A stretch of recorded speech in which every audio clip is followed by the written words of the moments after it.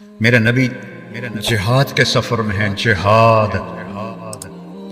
جہاد کے سفر میں ہیں، اور جب سفر شروع ہونے لگا اور اما عائشہ اونٹ پہ بیٹھ گئیں تو دیکھا تو گلے کا ہار کوئی نہیں تھا۔ کہنے لگی یا رسول اللہ میرا تو ہار گم ہو گیا، اور مانگ کے لائی تھی اپنی بہن حضرت اسما کا ہار تھا، وہ لے کر آئی تھی کہ میں سفر پہ جا رہی ہوں تو مجھے دے دیں، تو مجھے تو پہلے ہار ڈھونڈ کے دیں۔ تو آپ نے جہاد کا قافلہ رکوا دیا اور فرمایا عائشہ کا ہار ڈھونڈو۔ یہ بھی تو کہہ سکتے تھے ہار کی کیا حیثیت ہے، جہاد کا سفر ہے، ہمیں آگے جانا ہے یا واپس جا رہے ہوں گے، تو چھوڑو ہار کو، سب کو لگا دیا، ڈھونڈو۔ عصر کے قریب سفر تھا تو وہ مغرب ہو گئی، مغرب عشاء کٹھی پڑھ لی، سفر میں تھے اور پانی ختم ہو گیا اور فجر کا وقت داخل ہو گیا اور پانی کوئی نہیں۔ اب سارے لوگوں نے ابو بکر رضی اللہ تعالیٰ عنہ کو طعنے دینے شروع کیے، ابو بکر تیری بیٹی کی وجہ سے آج ہماری نماز قضا ہوگی، پانی کوئی نہیں، وضو کیسے کریں، وضو نہیں کریں گے نماز کیسے ہوگی؟ تو ابو بکر رضی اللہ عنہ غصے میں آئے حضرت عائشہ کے خیمے میں، تو اللہ کے نبی آپ کی گود میں سر رکھے ہوئے سو رہے تھے، وہ تو باپ تھے، اب وہ بول بھی نہیں سکتے، اللہ کے نبی سوئے ہوئے ہیں تو اپنا چہرہ بنا رہے ہیں، اور ایسے کرتے کرتے نہیں رہ سکے، ایک انگلی یہاں ماری زور سے ایسے، تو عائشہ ایسے ہو گئی، پھر انگلی ماری، پھر ایسے ہو گئی کہ کہیں اللہ کے نبی میری حرکت سے جاگ نہ جائے۔ تو تھوڑی دیر کے بعد آپ کی آنکھ کھلی، حضرت عائشہ نے کہا یا رسول اللہ سارے لوگ پریشان ہیں، پانی کوئی نہیں ہے، اب کیا کریں؟ تو اللہ تعالیٰ نے تیمم کی آیات اتار دی، فتیمموا صعیدا طیبا۔ تیمم کبھی کسی امت کو نہیں ملا۔ اس رات حضرت عائشہ کے ہار کے گم ہونے کی برکت سے سفر منقطع ہوا، پانی ختم ہوا، اور تیمم اللہ نے امت کو قیامت تک کے لیے دے دیا۔ جب یہ آیات اللہ کے نبی نے باہر نکل کے سکھائیں، اب سارے کہنے لگے ابو بکر تمہارے گھر کی کیا بات ہے، تمہاری برکت سے تو امت کو کیا کچھ ملا ہے، تمہارے گھر کے کیا کہنے۔ جب دن چڑھا تو حضرت عائشہ نے کہا یا رسول اللہ ہار کو چھوڑیں، اب آگے چلتے ہیں۔ تو پھر آپ نے کہا چلو بھائی۔ جب اونٹنی کو اٹھایا تو وہ ہار اونٹنی کے نیچے گیا پڑا تھا، تو ہار بھی مل گیا۔ اتنی دلداری میرے نبی نے کی۔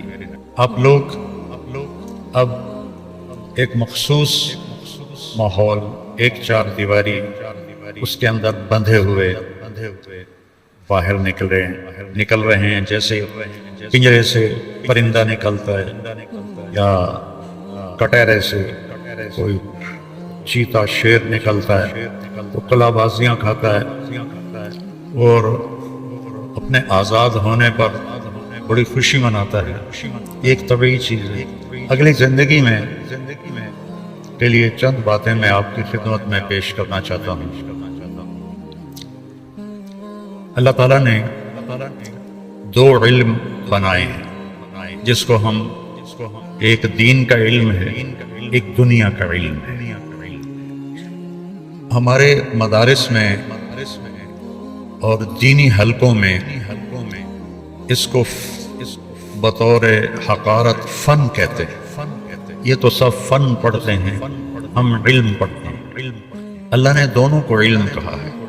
وَعَلَّمَ آدَمَ الْأَسْمَاءَ كُلَّهَا، ساری چیزوں کا علم عطا فرمایا۔ وَعَلَّمْنَاهُ صَنْعَةَ لَبُوسٍ لَكُمْ، ہم نے داؤد کو زرہ بنانے کا علم دیا، فن نہیں فرمایا کہ وَفَنَنَّاهُ صَنْعَةَ لَبُوسٍ لَكُمْ وَعَلَّمْنَاهُ صَنْعَةَ لَبُوسٍ لَكُمْ۔ پھر اللہ نے دونوں میں فرق کیا، اپنے علم کو کہا إِنَّهُ لَقَوْلٌ فَصْلٌ وَمَا هُوَ بِالْهَزْلِ، یہ فیصلہ کن ہے۔ الف لام میم ذالک الکتاب لا ریب فیہ، ہر قسم کے شک و شبہ سے بالا تر ہے۔ اور وَتَمَّتْ كَلِمَةُ رَبِّكَ صِدْقًا وَعَدْلًا لَا مُبَدِّلَ لِكَلِمَاتِهِ وَهُوَ السَّمِيعُ الْعَلِيمُ، یہ تیرے رب کی طرف سے مکمل کامل ہے، اس کو کوئی بدل نہیں سکتا۔ جو انسانوں کا علم ہے، جس کو ہم فن کہتے ہیں، یہ حقارت کا بول ہے، اور کوئی لفظ بھی ایسا نہ بولو جس سے کسی کی حقارت ٹپکتی ہو۔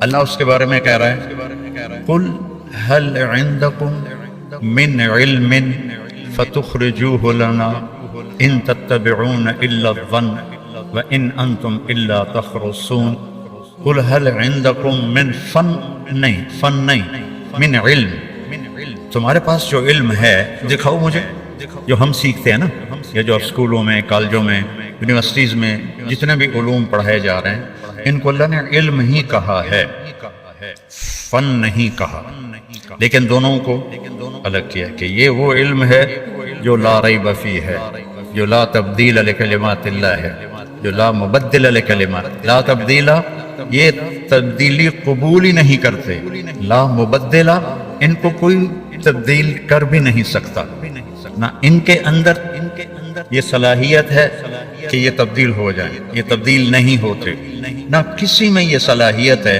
کہ ان کو تبدیل کر سکے، اس طرح اس کو اللہ نے محکم بنایا۔ جنگ خندق میں خندق کھودی جا رہی تھی تو ایک چٹان آ گئی بہت بھاری، سارے صحابہ نے زور لگایا، وہ نہیں ٹوٹی، تو حضرت سلمان فارسی کی تجویز تھی کہ خندق کھودی جائے، تو جس حصے میں وہ خندق کھود رہے تھے، حصے تقسیم ہو گئے تھے، اسی میں وہ چٹان آئی، سب نے زور لگا لیا، چٹان نہیں ٹوٹی، تو سلمان فارسی حاضر خدمت ہوئے، یا رسول اللہ ایک چٹان آڑے آ گئی ہے، ٹوٹ نہیں رہی۔ اس وقت آپ کے پیٹ پہ 2 پتھر بندھے ہوئے تھے، تو آپ نے کدال اٹھائی اور خندق میں اترے اور ایسے اٹھائی نا، تو کہا تمت کلمۃ ربک صدقا وعدلا، یہاں تک پڑھا اور ایک ضرب لگائی تو اس کا ایک حصہ ٹوٹا، اس سے چنگاری نکلی، تو آپ نے فرمایا فتحت قصور الروم ورب الکعبہ، رب کعبہ کی قسم روم کے محل فتح۔ صحابہ نے خوشی سے تکبیر پڑھی اور منافقین ہنستے ہنستے دورے ہو گئے۔ ابو سفیان کے ڈر سے خندق کھود رہے ہیں اور سپر پاور پیٹ پہ پتھر بندھے ہوئے ہیں اور سپر پاور کی فتح کے خواب دیکھ رہے ہیں۔ پھر آپ نے دوبارہ اٹھایا، تمت کلمۃ ربک صدقا وعدلا لا مبدل لکلماتہ، اور پھر ایک ضرب لگائی، اس کا ایک اور حصہ ٹوٹ کے گرا اور اس میں سے چنگاریاں نکلی، تو آپ نے فرمایا فتحت قصور فارس ورب الکعبہ، رب کعبہ کی قسم ایران کے محل فتح ہو۔ صحابہ نے تکبیر پڑھی، منافقین اور ہنس کے گر رہے۔ پھر آپ نے تیسری دفعہ پھر کدال اٹھائی، وَتَمَّتْ كَلِمَةُ رَبِّكَ صِدْقًا وَعَدْلًا لَا مُبَدِّلَ لِكَلِمَاتِهِ وَهُوَ السَّمِيعُ الْعَلِيمُ۔ آیت مکمل کر کے تیسری دفعہ جو ضرب لگائی تو وہ ساری چٹان ایسے ٹکڑے ٹکڑے ہو کر ریت کی طرح بکھر گئی، اور آپ نے کہا فتحت قصور یمن ورب الکعبہ۔ تو یمن پر بھی بڑی طاقتور حکومت تھی، ابرہہ لشکر لے کے آ گیا تھا بیت اللہ کو گرانے، تو آپ نے کہا رب کعبہ کی قسم یمن کے محل فتح ہو۔ صحابہ نے پھر تکبیر پڑھی تو منافقین ہنستے ہنستے گر گئے۔ ان کو دیکھو، ابو سفیان کے ڈر سے یہ اتنی بڑی خندق کھود رہے ہیں اور ہمیں کیسے جھوٹے وعدے دے رہے ہیں کہ یہ ہوگا، روم فتح ہوگا، ایران فتح ہوگا، یمن فتح ہوگا۔ یہ دیوانوں کے خواب ہمیں دکھا رہا ہے، یہ سب جھوٹ ہے، کچھ بھی نہیں۔ اور صورتحال بھی ایسی تھی کہ سب بھوک میں لگے ہوئے تھے۔ حضرت جابر بن عبداللہ اپنی بیگم کے پاس آئے، کچھ کھانے کو ہے؟ میں دیکھ رہا ہوں اللہ کے نبی کے چہرے پر بھوک کے آثار۔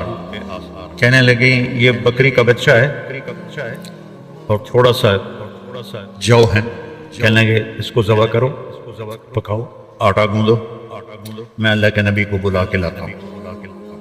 تو تشریف لے گئے کہ یا رسول اللہ میں نے 10 آدمیوں کا کھانا تیار کیا ہے، 10 آدمی، تو آپ اپنے ساتھ 10 آدمی اور لے کر تشریف لے آئیں اور میرے گھر آ کے کھانا کھائیں۔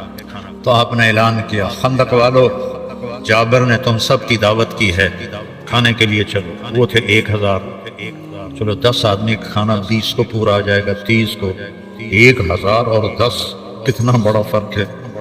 انہوں نے تو پیر اکھڑ گئے، دوڑے گئے۔ آپ کو پتہ چل گیا کہ یہ کیوں دوڑا ہوا جا رہا ہے، تو آپ نے فرمایا جابر جب تک میں نہ آؤں ہانڈی کو چولہے سے نہیں اتارنا اور روٹی پکانا شروع نہیں کرنا۔ تو آپ تشریف لے گئے۔ اب 1000 تو ان کے گھر میں نہیں آ سکتے تھے، چھوٹے چھوٹے گھر ہوتے تھے۔ میں نے 1984 میں پہلا عمرہ کیا تو میں نے اصل مدینہ دیکھا جو کچا تھا، چھوٹی چھوٹی گلیاں، چھوٹے چھوٹے گھر، کالے پتھروں کے گارے کے ساتھ بنے ہوئے، اور اوپر کھجور کے تنوں کی شہتیر۔ تو آپ اندر تشریف لے گئے اور ہانڈی میں اپنا لعاب ڈالا اور آٹے کی پرات پر رومال ڈال دیا اور فرمایا کہ اب یہ میرے پاس لا کے رکھو ہانڈی کو اور روٹیاں شروع کرو، اور رومال ہٹا کے نہیں دیکھنا، رومال اٹھا کے نہیں دیکھنا۔ وہ آپ ڈال رہے ہیں بڑی پرات میں اور روٹیاں آ رہی ہیں، آپ توڑ کے اس میں ڈال رہے ہیں۔ 10 آئے، 15 آئے، 20 آئے، آپ خود تقسیم کرتے رہے یہاں تک کہ 1000 آدمی کھانا کھا گئے۔ اور جب آپ نے ڈھکن اٹھایا تو ہانڈی کی ایک بوٹی بھی کم نہیں ہوئی تھی، اور جب پرات کے اوپر سے رومال اٹھایا تو آٹے کا ایک پیڑا بھی کم نہیں ہوا تھا۔ اسی طرح سالن، اسی طرح آٹا۔ اچھا، پھر آپ نے ایک بات فرمائی کہ بھائی گوشت کھاؤ، ہڈی نہ چباؤ۔ یہ البدایہ والنہایہ میں گوشت کھاؤ، ہڈی نہ چباؤ۔ تو وہ ایسے ہی کرتے رہو، ہڈیوں کا ڈھیر ہو گیا۔ تو ہم نے کہا یہ ہڈیاں جمع کر کے اسی تھال میں رکھ دیں جس میں کھانا کھا رہے تھے۔ تو آپ نے تھال کے کناروں پہ ہاتھ رکھا اور ایسے دعا مانگنا شروع کیا۔ دعا مانگتے رہے کہ اچانک وہی ہڈیاں پھر وہی بکری کا بچہ بن کے کھڑا ہو گیا۔ تو جابر رضی اللہ عنہ کی بھی آنکھیں پھٹ گئیں، اور جو باقی بیٹھے تھے وہ کہنے لگے، لو جابر ہمیں تو اللہ نے کھلایا اور اللہ نے پلایا، تجھے اجر دے دیا، جا سالن بھی لے جا اور یہ بکری کا بچہ بھی لے جا۔ جب اس کو کان سے پکڑ کے اندر لائے تو ان کی بیوی ایک دم ایسی ہوئی، وہی کی دعا آ گیا۔ تو انہیں کویا ہے تے کھاتا ہے، یہ کی دعا آ گیا۔ فرمایا اللہ کے نبی کی دعا سے اللہ نے اسے دوبارہ زندہ فرما دیا۔ تو تمت کلمت ربک صدقا وعدلا انہ لقول فصل وما هو بالہزل لا تبدیل لکلمات اللہ لا مبدل لکلماتہ لا ریب فیہ۔ یہ اللہ نے اپنے علم کے بارے میں فرمایا، جس میں اللہ نے آپ لوگوں کو آپ کی جوانی کے ایام کو قبول فرمایا۔ ہمارے بچے اسکولوں میں پڑھتے ہیں، کالجوں میں، یونیورسٹیز میں، کوئی باہر جاتا ہے، اس کو اللہ کہہ رہا ہے قل هل عندکم من علم، جو تمہارے پاس علم ہے فتخرجوہ لنا، من ذرا دکھاؤ تو صحیح، دسو تو صحیح، ان تتبعون الا الظن، تمہارے علم کی بنیاد محکم نہیں، گمان پر ہے، تمہارے علم کی بنیاد گمان پر ہے۔ وَإِنْ أَنْتُمْ إِلَّا تَخْرُصُونَ، اور تمہارے علم کی بنیاد اندازوں پر ہے، ایسا ہوگا، ایسا ہو جائے گا۔ اور اللہ کا جو علم ہے محکم، پکا ٹھکا ہے۔ انسانی علم اللہ جب چاہے تبدیل کرتا ہے۔ آگ جلاتی ہے، یہ علم ہے، مشاہدے کا علم ہے۔ ابراہیم علیہ السلام کو ڈالا گیا، اوپر سے حکم آیا کونی بردن و سلامن علی ابراہیم۔ ہزاروں سال کے علم کو اللہ نے پلٹا کے رکھ دیا۔ بچہ مرد اور عورت کے ملنے سے پیدا ہوتا ہے، اور مریم کو اللہ تعالیٰ نے بغیر شادی کے، بغیر نکاح، بغیر شادی کے عیسیٰ علیہ السلام عطا فرما دی۔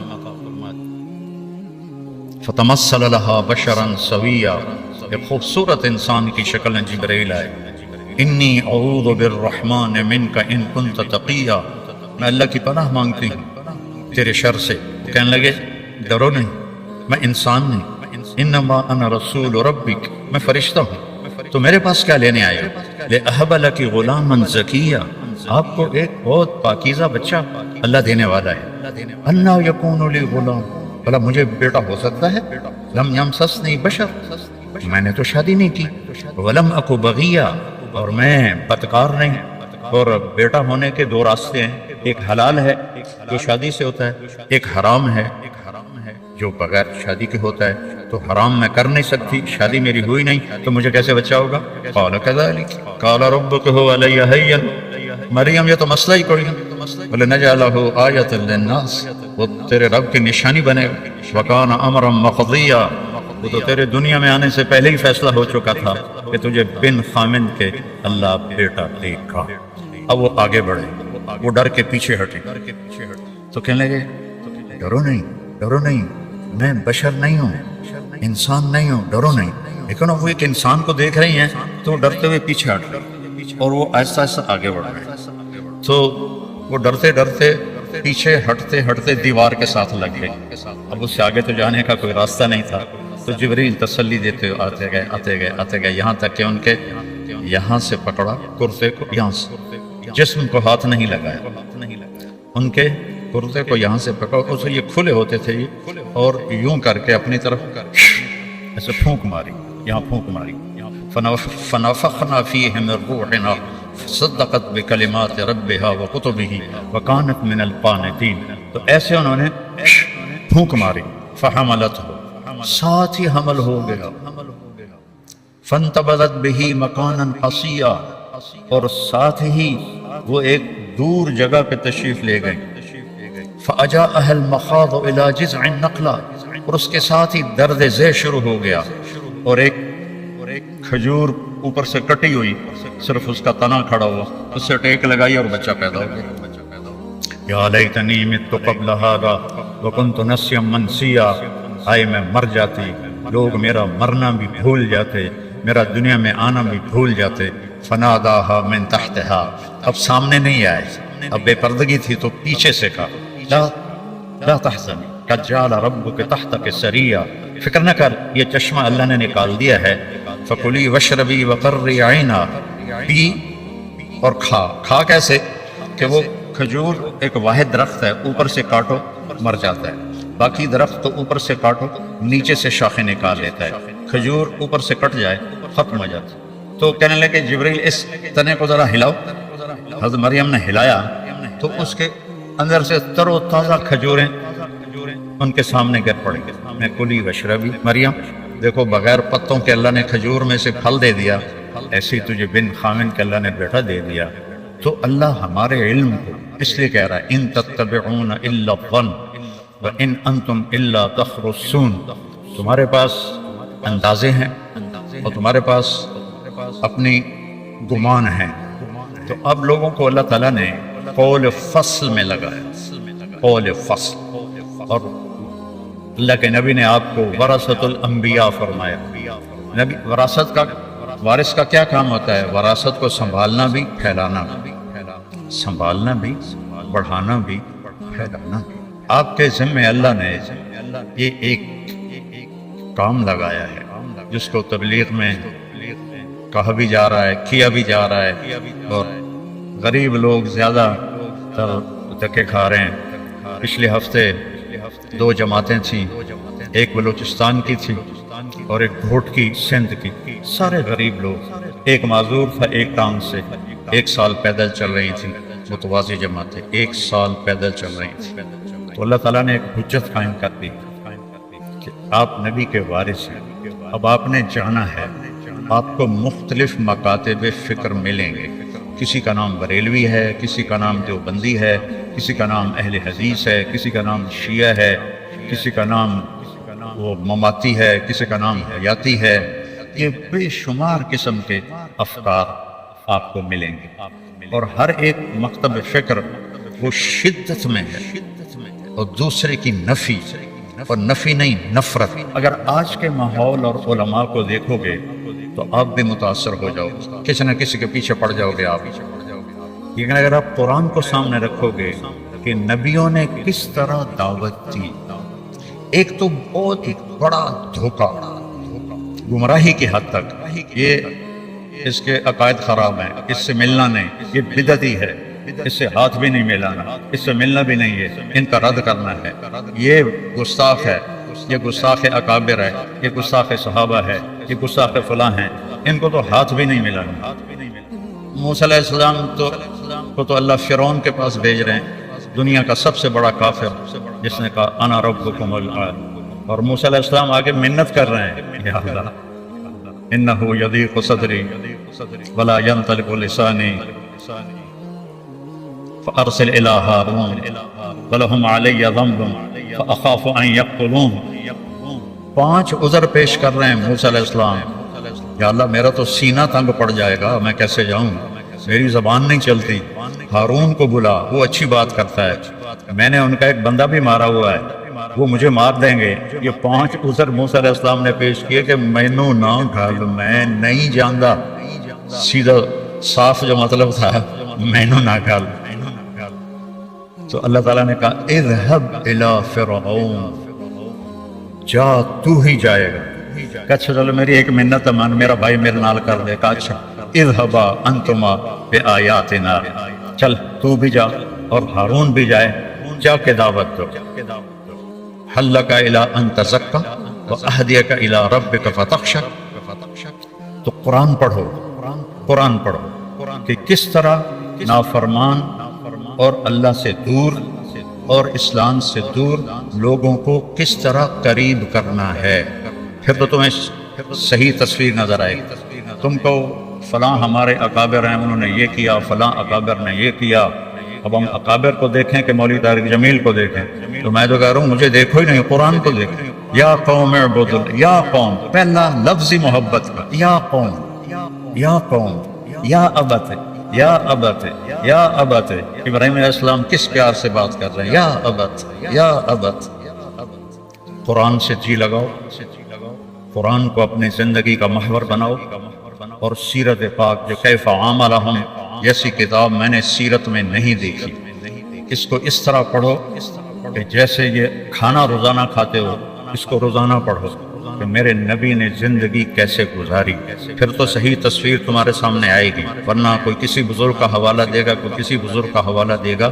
اکابر امت قابل احترام ہوتے ہیں، قابل اتباع صرف اللہ کا رسول ہے، صرف اللہ کا رسول ہے اور ان کے صحابہ ہیں جن کی اللہ نے جنت کی گواہی دی، کُلًا وعد اللہ الحسنى اور ان الذین سبقت لہم منا الحسنى اولئک عنہا مبعدون۔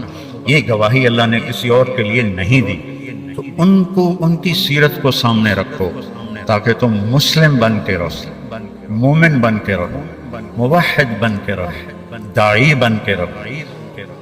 میں نے علماء دیوبند کی تحقیق کو اصح جانا ہے، دوسروں کو غلط نہیں کہتا ہوں، میرے لیے وہ زیادہ صحت کے قریب ہے، تو میں اس کو اتباع کرتا ہوں، لیکن میں اس کا داعی نہیں ہوں، میں اسلام کا داعی ہوں۔ کیا فرق ہے؟ نماز پڑھو، یہ اسلام ہے۔ نماز میں رفع یدین نہیں کرنا، یہ اسلام نہیں ہے۔ اب یہ کسی مکتب فکر کی دلالت ہے۔ نماز پڑھو، یہ اسلام ہے۔ سورۃ فاتحہ کے بغیر نماز نہیں ہوتی، یہ اسلام نہیں ہے، یہ ایک مکتب فکر کی دعوت ہے۔ تو نماز ایک ایسی بات ہے جو لوگوں کو کھینچے گی۔ دین، ان الدین عند اللہ الاسلام، اپنا معیار اسلام بناؤ، اسلام بناؤ۔ ممبر پر بیٹھو، اسلام کی دعوت دو، کبھی کسی کے خلاف بات نہ کرو، کبھی کسی کا نام لے کر ممبر سے اس کی برائی نہ کرو۔ میرے نبی نے 23 سال میں اپنے ممبر سے کبھی کسی کا نام لے کر اس کو برا نہیں کہا۔ اچھا تو کہا کہ فلاں بڑا اچھا ہے، لیکن وہ بہت برا ہے، ممبر سے اب عبداللہ بن ابی کا بھی نام نہیں لے۔ ہمارے ماحول میں ہے، ہمارے خطیب دیوبندی ہوں، بریلوی ہوں، اہل حدیث ہوں، شیعہ ہوں، وہ چڑھائی کر رہے ہوتے ہیں، ساتھ ان کی آستینیں بھی اوپر جا رہی ہوتی ہیں اور رنگ بھی لال ہو رہا ہوتا ہے، وہ اپنا جوش نکالتے ہیں۔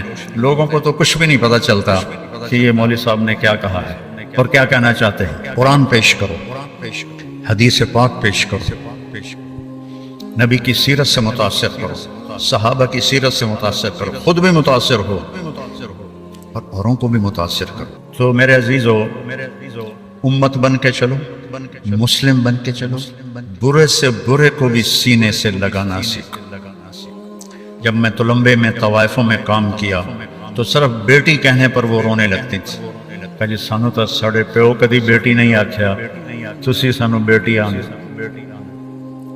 وہ طوائفوں کا چودھری وہ اور اپنی بیوی کے ساتھ کچھ سوال لے کر آیا تھا، تو ڈیرے میں بیٹھا تھا، تو مجھے ملازم نے بتایا، میں نے کہا اس کو اندر بلا لو، تو میں نے میاں بیوی کو اندر بلایا اور جو سامنے ہمارا برآمدہ ہے اس میں بٹھایا، وہ اسی پر ہی روئے جا رہا، تو ساڑھے جانو گھر سد لیا، ساڑھے جانو گھر بلا لیا، ساڑھے جانو گھر بلا لیا، اسی پر ہی وہ اتنا گر رہا تھا، ان کو تو کوئی قریب سے نہیں گزرنے دیتا۔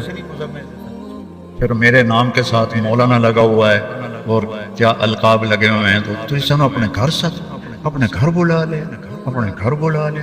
وہ جو میں نے ان کی مدد کی وہ ان کو تھوڑی نظر آئی، اور جو میں نے ان کو عزت دے کے گھر بلایا وہ ان کو بہت زیادہ نظر آئی۔ عزت دینا سیکھو، برے سے برے کو بھی عزت دینا سیکھو، محبت کرنا سیکھو، ہر مکتب فکر کے آدمی کو بازو پھیلا کے ملو۔ میرے باپ کو ایک دفعہ جو مل لیتا تھا نا ساری زندگی یاد رکھتا تھا، تو ان کی عادت تھی وہ ایسے ملتے، آؤ بھائی آؤ بھائی۔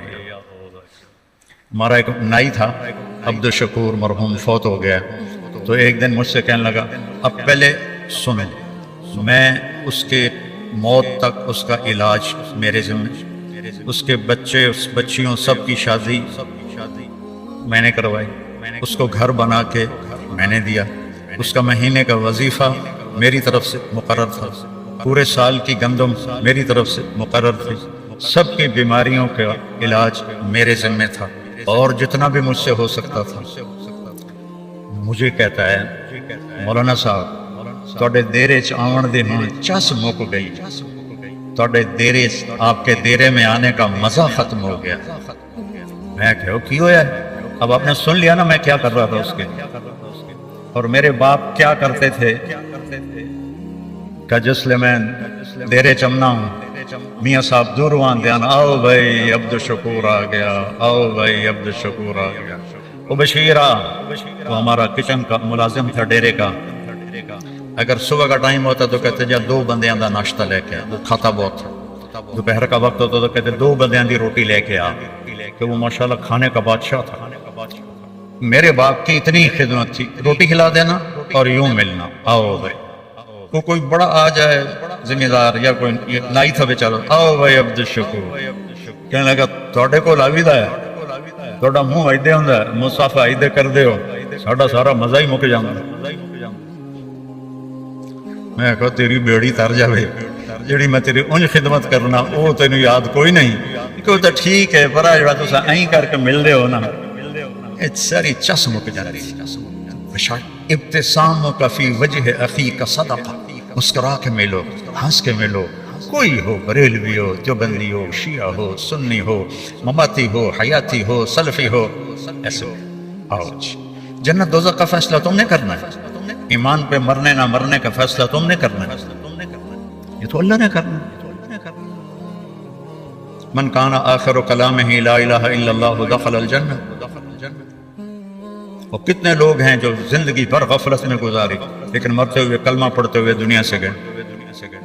تو اللہ نہ بنو، قیامت کے دن کے قاضی نہ بنو، یہ جنتی ہے، یہ دوستی ہے، یہ ایسا ہے، یہ ویسا ہے، نہیں۔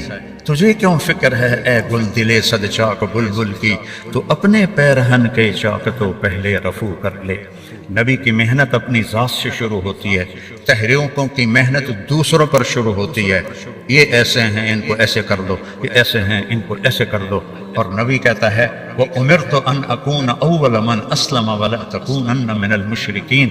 میرا رب مجھے کہہ رہا ہے کہ پہلے میرے نبی آپ خود مسلم بن کے دکھائیں، اور شرک سے پاک ہو کر دکھائیں، آپ مثال بنیں اپنے آپ کو، اپنے آپ کو۔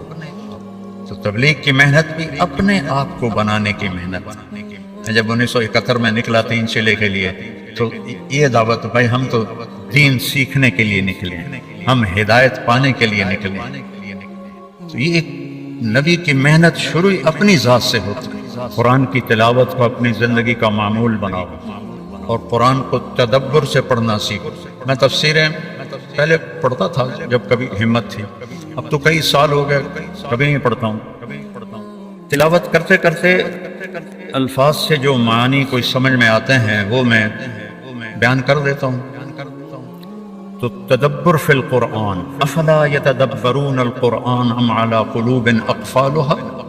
اگر تم ترجمہ پڑھو گے یا تفسیر پڑھو گے تو تدبر تو ختم ہو جائے گا. میں یہ نہیں کہتا کہ تفاسیر نہ پڑھو، لیکن تدبر تک پہنچنا ہے تو عربیت کو مضبوط کرو، عربیت کو مضبوط کرو، عربی ادب کو پڑھو، اور پھر قرآن کے الفاظ میں غور کرنا سیکھو. پھر اللہ تمہیں قرآن کا حسن دکھائے گا. اور ایک دفعہ اس کا حسن سامنے آ گیا تو پھر مرتے دم تک کسی چیز کی طرف نظر اٹھے گی نہیں. ہماری تو بدقسمتی ہے، ہم اس اندھے کی طرح ہیں جو باغ میں ہے لیکن دیکھ نہیں سکتا، نہ غنچے، نہ کلیاں، نہ تتلیاں، نہ بلبل، صرف کھڑا ہوا پھولوں کی خوشبو سونگھ رہا ہے اور اسے کچھ پتہ نہیں. آج کے مدارس سے نکلنے والے طلبہ علماء، ان کی مثال اس اندھے کی ہے جو باغ میں تو ہے پر اسے نظر کچھ بھی نہیں آتا. تو اس کو 6 سال کو آخری نہ سمجھو، اپنی محنت کو بڑھاؤ. ساری زندگی عربی ادب، عربی جو قصص العرب جس میں خوبصورت تعبیرات ہیں، اس کا ذوق پیدا کرو. اس سے آپ کو بہت فائدہ ہوگا قرآن کے سمجھنے میں اور سیکھنے میں، اور اپنے نبی کی سیرت کو، جس میں یہ کیف عاملہم ایک ابداع ہے اس شخص کا کہ آج تک کسی نے سیرت کو اس طرح نہیں لکھا. میں نے سیرت کے اللہ کے فضل سے بے شمار کتابیں نظر سے گزری ہیں، لیکن ایسا کتاب میں نے کوئی نہیں دیکھی. اس کو اپنے مطالعے کا حصہ بناؤ. تمہاری شادیاں ہوں گی تو اپنی بیوی کے ساتھ حسن سلوک کرو. آج ہی ایک ہمارے تعلق والے رحیم یار خان سے چل کے آئے کہ جی وہ یہ میرا بیٹا ہے، پوری داڑھی اس کی بیٹے کی، تو اس نے اپنے بدتمیزی سے اپنی بیوی کو اتنا دکھ پہنچایا ہے کہ وہ گھر چھوڑ کے ہمارا چلی گئی ہے. تو آپ ہماری صلح کرا دیں کہ وہ سسرال والے بھی میرے جاننے والے ہیں اور یہ گھر بھی میرا جاننے والا ہے. تو میں نے کہا کیا بدتمیزی کرتا تھا؟ کہتا تھا ماں کی اہمیت بٹھاتا تھا کہ میری ماں میری ماں. تو وہ ماں کی تو ہے لیکن بیوی کا بھی کوئی حق تھا. اتنا اس کو ذلیل کیا کہ وہ گھر چھوڑ کے ہی چلی گئی. تو ماں باپ کا حق تمہارے ذمہ ہے، تمہاری بیوی کے ذمہ نہیں ہے. پوری ذمہ داری سے کہہ رہا، تم زبردستی اپنی بیوی سے خدمت نہیں لے سکتے. اپنی ماں کے لیے، اپنے باپ کے لیے اس کی خوش قسمتی ہے وہ خدمت کرے، اس کی عزت ہے وہ خدمت کرے، لیکن اسے تم مجبور نہیں کر سکتے ہو کہ تو خدمت نہیں کریں گے تو اے کر دیں گا او کر دیں گا. آج کی صبح کی بات، ایک گھر ٹوٹ گیا صرف اس بچے کی نادانی اور بد اخلاقی کی وجہ سے. اپنی بیویوں کو عزت دینا سیکھو، اپنی بیویوں کو احترام دو، ان سے اظہار محبت کرو. لوگ اپنی بیویوں سے اظہار محبت نہیں کرتے. حضرت عائشہ سے آپ نے جو کہا آخر ہے، حرف آخر، یا عائشہ، عائشہ بھی نہیں کہا یا عائشہ، یہ لاڈ اور پیار کا خطاب ہے. یا عائشہ انہو لیہون علی الموت ان اریتکی زوجتی فی الجنہ. عائش، عائش، جیسے آپ لاڈ سے کوئی نام بنا لیتے ہیں تو آپ نے پیار سے یہ نام بنایا ہوا تھا عائش. جب سے مجھے پتا چلا ہے تو جنت میں میری بیوی ہے، میرے لیے تو موت بڑی آسان ہو گئی ہے. یہ اظہار تھا. جس نے اللہ کو دیکھا ہو اس کے لیے بھلا اس کے بعد کوئی چیز ایسی ہے جو موت کو پرکشش بنائے. ہم تو اللہ کو دیکھا ہوا ہے. یہ ہمیں سکھانے کے لیے اور گھر کی زندگی بتانے کے لیے کیا جملہ ہے. سونے کے پانی سے بھی لکھو تو اس کی قیمت ادا نہیں ہو سکتی. مجھے تو مرنا ہی آسان ہو گیا ہے جب سے پتا چلا ہے تو جنت میں میری بیوی ہے. تو اظہار محبت کرو اپنی بیویوں سے. کوئی اچھے کپڑے پہنے تعریف کرو، بہت اچھی لگ رہی ہو. کھانا پکا کے لائے ماشاءاللہ تو بہت بڑھیا کھانا بنا ہے. حکیم ڈاکٹر عبدالحی صاحب حضرت تھانوی کے خلیفہ ایک مرید کے گھر کھانا کھانے گئے. کو کھانا بڑا پسند آیا تو انہوں نے اپنے مرید سے پوچھا کس نے پکایا؟ کہا جی میری بیگم نے پکایا. کہا اسے بلاؤ. وہ آ گئی. کہنے لگے بیٹی آپ کے ہاتھ کا کھانا کھایا، بہت بڑھیا تھا، بہت مہربانی. تو اس نے زاروں قطار رونا شروع کر دیا زور زور سے. تو ڈاکٹر صاحب رحمہ اللہ نے فرمایا بیٹی رونے کی کیا بات ہے؟ میں نے تو کوئی ایسی بات نہیں کہی. کہ نہیں حضرت میں اس پہ نہیں رو رہی، میں اس پہ رو رہی ہوں کہ یہ جو آپ کے مریض بیٹھے ہیں میں 30 سال سے ان کے گھر میں ہوں، 30 سال سے انہوں نے کبھی ایک دفعہ مجھے نہیں کہا کہ تو نے کھانا اچھا بنایا ہے، ایک دفعہ بھی نہیں کہا۔ ہم سیرت بھول گئے، سیرت بھول گئے۔ پھر یہ جو ہماری جوائنٹ فیملی ہے سسٹم، یہ پہلے بہت اچھا تھا جب عزت احترام کا سب کا اپنے اپنی جگہ پہ تھا۔ اب تعلیم نے ہر چیز اتھل پتھل کر دی ہے اور اس سوشل میڈیا نے ہر چیز کو تباہ و برباد کر دیا ہے، تو اب یہ ایک وبال جان بن گیا ہے، ایک مصیبت بن گیا ہے۔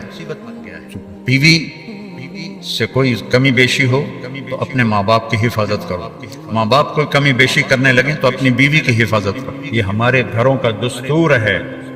تو تم بچے ہو، جذبات میں آ کر کبھی ماں کی بات سنی، کبھی باپ کی بات سنی، کبھی بہنوں کی بات سنی۔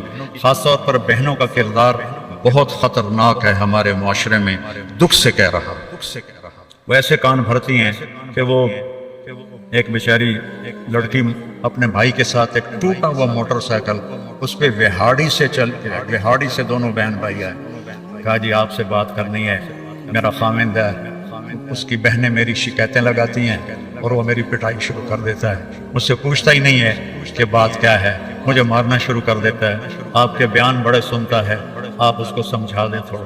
میں کہا بیٹی جن کو میں جانتا نہ ہوں یا شناسائی نہ ہو، وہاں میں گھر کے معاملات میں نہیں پڑتا، کیونکہ سننے والے کے دل میں جب تک میری بات کا وزن نہیں ہوگا وہ میری بات کو لے گا نہیں۔ نرم بنو، اپنی ماں کی قدموں میں جنت ڈھونڈو، اپنے باپ اوسط ابواب الجنہ، باپ جنت کا سب سے بڑا دروازہ ہے، ان کی خدمت تمہارے ذمہ ہے، ماں کی خدمت تمہارے ذمہ ہے، باپ کی خدمت تمہارے ذمہ ہے۔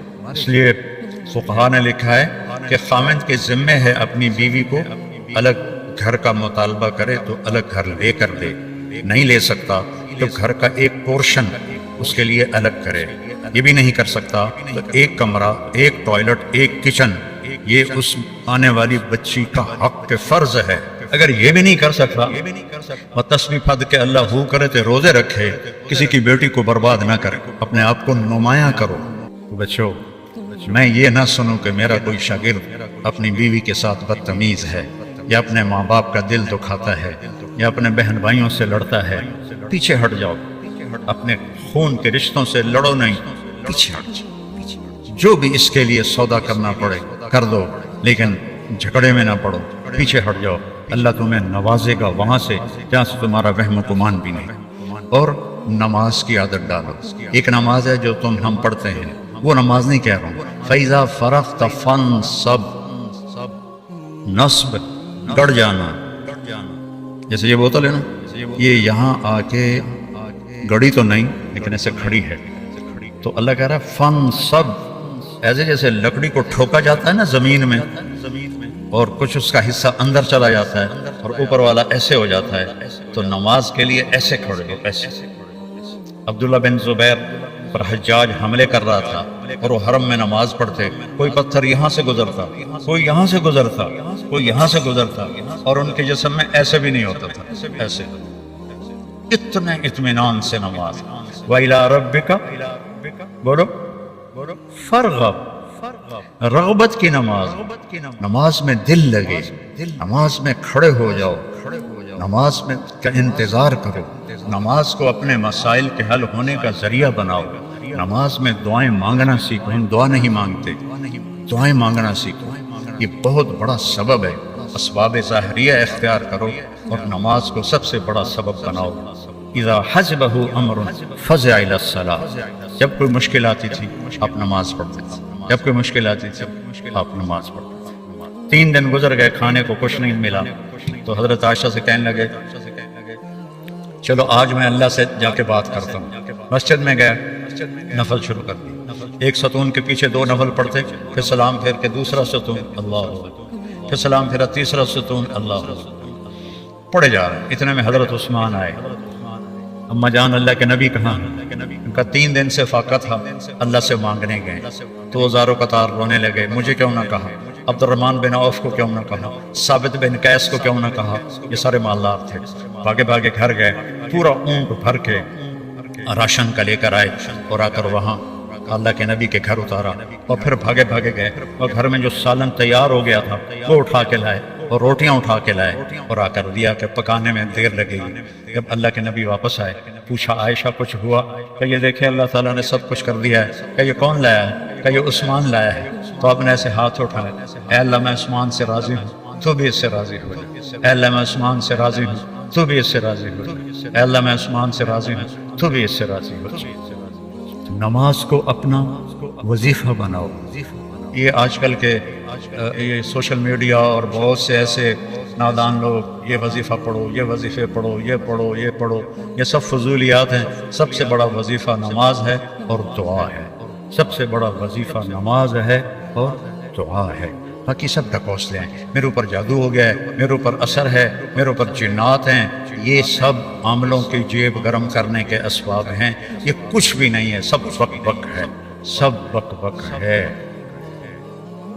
کبھی اس چکر میں نہ پڑنا کہ میرے اوپر جادو کر دیا گیا ہے، میری بندش کر دی گئی ہے، اولاد کی بندش ہو گئی ہے، کاروبار کی بندش ہو گئی ہے۔ نماز جو موجود ہے، اللہ جو موجود ہے، تو کبھی عاملوں کے چکر میں نہیں پڑنا۔ کبھی جو وظیفے بتانے والے ہیں 1000 دفعہ یہ پڑھو، 1000 دفعہ یہ پڑھو، میرے سر میں درد ہے۔ اور ایک بزرگ کہنے لگے کہ آپ 1000 دفعہ سورہ اخلاص پڑھا کریں۔ میں کہا جی پھر تو پہلے انہوں نے ہور درد ہوا جاوے گا جو میں سر درد نال میں 1000 واری سورہ اخلاص پڑھا کے میرے کو تو نماز دی رکعت وچ کولو اللہ مشکل پڑی جاندی ہے۔ میں کہا جی یہ وظیفہ تسی اپنے کول ہی رکھو، یہ میرے واسطے کوئی نہیں ہے۔ میرے نبی نے وظیفہ بتایا، نماز پڑھو دعا مانگو، نماز پڑھو دعا مانگو، صدقہ کرو، سخی بنو، بخیل نہ بنو۔ بخیل سے اللہ دوستی لگاتا نہیں اور سخی سے اللہ دوستی توڑتا نہیں، چاہے فاسق ہو۔ اور سخاوت کا مطلب کوئی بہت زیادہ خرچ کرنا نہیں ہے، وہ دل کی کیفیت کا نام ہے، وہ دل کی کیفیت کا نام ہے۔ تو غریب بھی سخی ہو سکتا ہے، مالدار بھی ہو سکتا ہے، غریب بھی بخیل ہو سکتا ہے، مالدار بھی ہو سکتا ہے۔ بخل خود پیدا ہوتا ہے، سخاوت کو پیدا کرنا پڑتا ہے۔ سخی بنو۔ مولویوں میں سخاوت بہت کم ہے، بلکہ ہے ہی کوئی نہیں، کیونکہ شروع سے لینے کا جو کام شروع ہو جاتا ہے تو دینے کو دل ہی نہیں کرتا۔ تو دینا سیکھو تاکہ اللہ تمہیں دے، کھلانا سیکھو اللہ تمہیں کھلائے، پلانا سیکھو اللہ تمہیں پلائے۔ پھر سب سے بڑی سخاوت ہے جس پہ ناراضگی ہے معاف کرو۔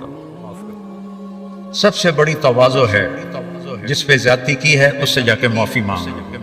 معافی مانگنا اس سے بڑی تواضع کوئی نہیں، معاف کر دینا اس سے بڑی سخاوت کوئی نہیں ہے۔ اور اللہ کو سخی سے پیار ہے، وہ فاسقی کیوں نہ ہو۔ سامری نے بچڑے کی پوجا کروائی، اللہ نے کہا ان سب کو قتل کرو، وہ قتل ہو گئے۔ سامری نے پکڑا ہوا آ گیا، اللہ نے کہا موسیٰ سامری کو چھوڑ دے۔ یا اللہ اے بدبخت تو سب کو بچڑے کی پوجا پہ لگانے والا۔ اللہ نے کہا سخی ہے، سخی کو قتل کرنا مجھے اچھا نہیں لگتا، کہ آپ ہی مر جائے گا۔ وہ بخار میں مر گیا۔ تو سخاوت ایسی چیز ہے جو کفر و نفاق میں بھی کام دے جاتی ہے۔ بیٹا سخی بن۔ ایک سخاوت بتائیے جس پہ کوئی پیسے نہیں لگتے، معاف کرنا سیکھو، معاف کرنا سیکھو، درگزر کرنا سیکھو، اپنی کوتاہی کا کھل کے اعتراف کرو۔ جو معافی مانگنے آئے اس کے آگے منہ نہ بناؤ، اسے فوراً اپنے سینے سے لگاؤ۔ الا تحبون ان یغفر اللہ لکم، معاف کرنا سیکھو، معافی مانگنا سیکھو۔ اور نوافل میں تہجد کا اہتمام، یہ شعار الصالحین ہے۔ آپ نوجوان ہو تو آپ 70 سے بھی آگے چلے گئے۔ تہجد کا اہتمام، نوافل اس سر درد میں، اس سر درد میرے نفل کبھی چھوٹتے ہیں ورنہ 40-50 نفل روزانہ پڑھتا ہوں۔ میری تہجد قضا نہیں ہوتی سوائے شدید تکلیف کے۔ پچھلے 30-35 سال سے اللہ نے مجھے تہجد کا پابند کیا ہوا ہے۔ یہ میں تم میری اولاد ہو کہ تمہیں ترغیب کے لیے سنا رہا ہوں، کوئی اپنی بزرگی نہیں جتا رہا ہوں، کہ تمہیں پتہ چلے کہ بیماری میں بھی اگر اہتمام ہو سکتا ہے تو اس جوانی میں کیوں نہیں ہو سکتا۔ جلدی سو، جلدی اٹھ، اس موبائل پہ کھیلنا چھوڑ دو، یہ تمہارا بہت وقت ضائع کرتا ہے۔ اس موبائل سے کھیلنا چھوڑ، اس کو دیکھنا چھوڑ دو، وہ وقت مطالعے پہ لگاؤ، تلاوت پہ لگاؤ، ذکر پہ لگاؤ، تسبیح پہ لگاؤ، لوگوں کی خدمت پہ لگاؤ۔ اس نے بہت نقصان پہنچا ہے، خاص طور پر جب تم ماں باپ کے ساتھ بیٹھو، بیوی کے ساتھ بیٹھو، بچوں کے ساتھ بیٹھو، اسے بند کر کے بیٹھو تو تمہیں اس کا بہت نفع ہوگا۔ اور اس تبلیغ کے کام کو اپنی ترجیحی بنیادوں پہ رکھو۔ میں نہیں چاہتا ہوں کہ میری وجہ سے آپ تبلیغ میں جاؤ. میں چاہتا ہوں کہ اس کو اپنا دل و جان کا وظیفہ بنا کے کرو. یہ بہت عظیم کام، بہت عظیم کام ہے. کرتے کرتے تمہیں پتہ چلے گا. ابھی میرے عظیم کہنے سے تم پر اس کی عظمت نہیں کھلے گی. کرتے جاؤ گے پھر تمہیں پتہ چلے گا کہ یہ کیا نعمت ہے جو اللہ نے اس ملک پاکستان کو دی ہے. تو خوشی سے وقت لگاؤ. اگر کوئی آپ کی علمی مصروفیت نہیں ہے، 3 دن کی پابندی کرو، شب جمعہ کی پابندی کرو. چلہ تو ویسے ہی چھٹیوں میں لگ جاتا ہے، چلے کی پابندی کرو. تو اللہ تعالیٰ تمہیں نا عوام میں جب پھرو گے تو تمہیں لوگوں سے بات کرنے کا سلیقہ آئے گا، حکمت کا علم آئے گا. تو یہ چند باتیں میرے ذہن میں تھیں. کوئی رہ بھی گئی ہو تو تم نے بہت سنی ہوئی ہیں. تو اللہ تعالیٰ عمل کے لیے تو ایک بول بھی کافی ہوتا ہے. تو میرے عزیزو، ایک اچھے انسان بن کے دکھاؤ اللہ کو، اللہ کے بندوں کو. اچھے خامن، اچھا بیٹا، اچھا بھائی، اللہ زندگی دے، اچھا سسر، اچھا دادا، اچھا عالم، بہترین مدرس، بہترین مبلغ. ہر روپ میں اللہ سے بلندی مانگ. جتنا ہو جائے یہ نہیں، یا اللہ وہ دے جو اس پر تو سب سے زیادہ راضی ہوتا ہے. رات کو سوتے ہوئے یہ کہہ کے سو، یا اللہ میں نے سب کو معاف کیا. یا اللہ میرے دل کو سب سے صاف کر. یہ میرا پتہ نہیں کتنے سالوں سے میرا معمول ہے، یہ میں روز کہہ کے سوتا ہوں، یا اللہ میرا دل سب سے صاف ہے، میں نے سب کو معاف کیا. تو اس کی عادت ڈالو. زبان کا بول دل پہ اثر کرتا ہے، زبان کا بول دل پہ اثر کرتا ہے. تو کرو گے نا انشاءاللہ.